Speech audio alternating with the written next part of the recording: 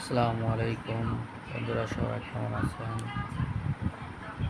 দেখুন, খেয়া পারার মাধ্যমে কীভাবে গরু এপার থেকে ওপারে নিয়ে যায়। আমাদের এই নদী দিয়ে প্রতিনিয়ত এভাবেই গরু পারাপার করা হয়। দেখুন, অসাধারণ একটা দৃশ্য। আশা করি সবার ভালো লাগবে। আপনাদের কার কার এলাকায় এমনভাবে পারাপার করা হয় গরু, একটু কমেন্ট করে জানিয়ে দেবেন। আশা করি ভালো লাগবে। এই যে নদী পার হওয়া লাগে এপার থেকে ওই পারে খেয়া পারাপারের মাধ্যমেই আমাদের এখানে প্রতিনিয়তই করা হয়। মানুষও পারাপার চলাচল করতে হয় আমাদেরকে। বোর্ড আছে। ধন্যবাদ সবাইকে। আশা করি সবাই ভালো থাকবেন।